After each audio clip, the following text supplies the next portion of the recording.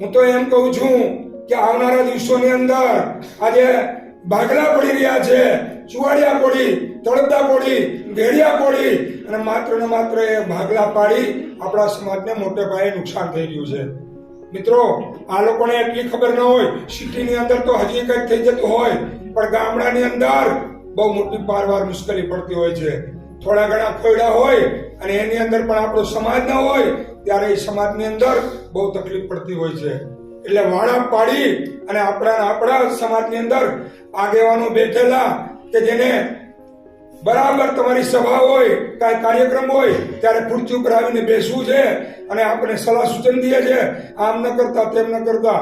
ન તો કોઈ દી લોકો વિદ્યાર્થી સત્કાર સમારંભમાં આવે, ન આપણા દાંડિયા રસમાં આવે, ન આપણા સમૂહ લગ્નમાં આવે. બસ એક જ ટાઈમ આવી જાય, અત્યારે નથી પણ સ્ટેજ ઉપર ભરચક હશે, પણ એ આપણા સમાજને મોટી નુકસાન કરે છે. હું તો એમ કહું છું કે તમામ જાતના વાડા ભૂલી આપણા સમાજને ભણતર તરફ લઈ જાઓ, એને ભણાવો ગણાવો, પેટે પાટા બાંધી મજૂરી કરીને પણ આપણા દીકરા દીકરીઓને ભણાવો.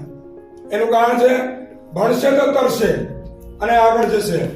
જ્યારે કે આપણી પાસે ભણતર નથી, વેપાર નથી, ઉદ્યોગ નથી, નોકરી નથી, ત્યારે કે આપણે નીચા રહીશું.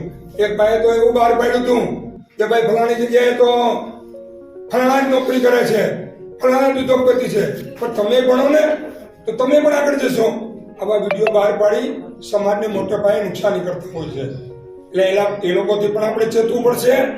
અને આવનારા દિવસોની અંદર કોઈ પણ હોય, ગમે એ આપણા કોળી સમાજનો હોય, સમસ્ત કોળી સમાજમાં જ આવવું.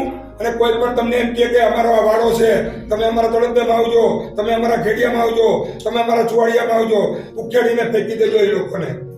કારણ કે એ કાયમી માટે સમાજને નુકસાનકારક છે. એના પોતાનું બળ જાળવવા માટે આખા સમાજને ચિંતિત કરી નાખે છે. હું એમ કહું છું, ના નથી પાડતો, તળપદા કોળી ના થવા જોઈએ, ચુવાડિયા કોળી ના થવા જોઈએ, ઘેડિયા કોળી ના થવા જોઈએ. આપણું સંગઠન બને, મજબૂત થાય એવું પણ થવું જોઈએ. એ વાત બધી સાચી છે, પણ જ્યારે સમસ્તની વાત આવે ત્યારે સમસ્તમાં જોડાવવું જોઈએ.